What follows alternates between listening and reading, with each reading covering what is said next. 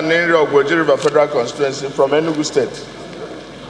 Mr. Speaker, we have railed out statistics here, but I want to add to that. We have armed robbers, we have Boko Haram, we have herdsmen, we have IPOB, we have militancy in the Delta, we have kidnapping.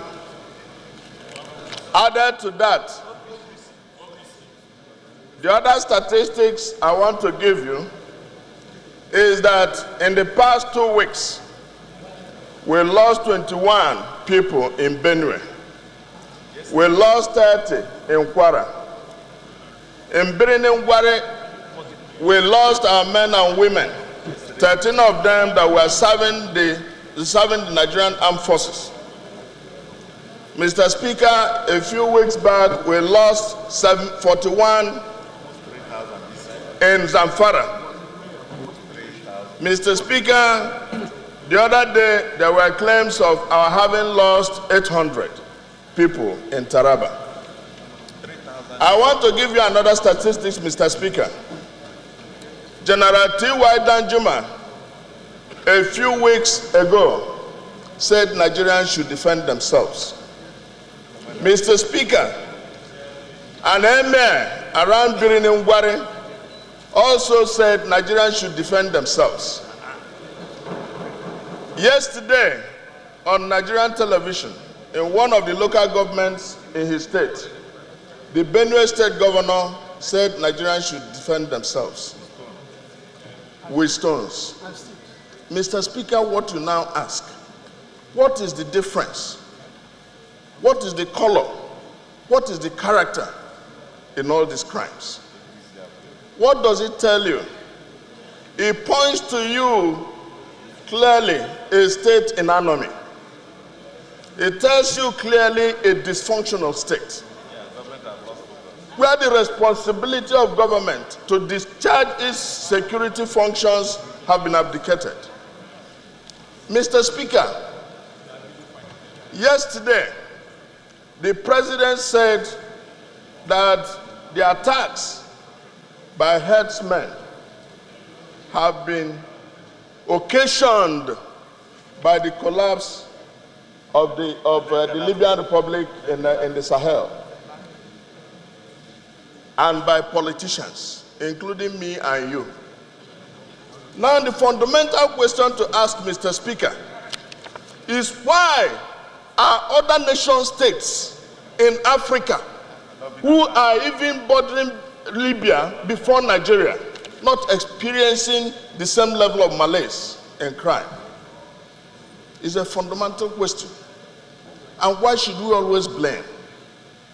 If the state is not able to handle its responsibility with regard to security, then something must give. Mr. Speaker, what we have is an armada of crimes. Like you pointed out the other time, we like to dump money on problems. We don't like to prevent them. You went to Ajokuta the other day. Not a few Nigerians listening to you because you know Ajokuta has the potential to create about 10,000 jobs. And the collateral consequence of those 10,000 jobs will create another 20,000. But the state is not thinking. The state is not thinking. We do not know why our people are giving. Nigerians are not known to commit suicide, Mr. Speaker. We are not given to crime, Mr. Speaker. Something is occasioning it.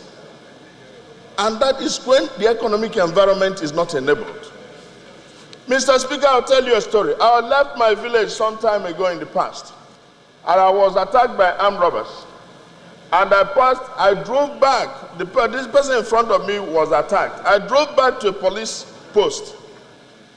And I asked the policeman, oh, please come, let us use gun and go and prevent this. He told me, Oga, make you no talk like that, oh. That if, say, we get arms here, that these people don't come sack us. And you ask, is it because na one way kamara akuisi Is it because the barber does not know how to cut hair? Or is it because the razor is not sharp? Is the police equipped? Mr. Speaker, we had a report the other day that we found out we have 87,000 fake policemen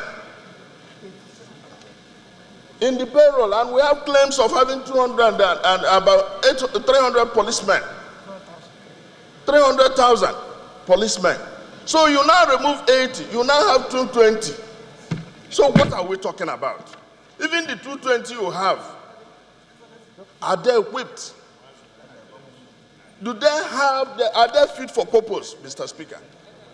And the story in Kwara State gives away our state of readiness.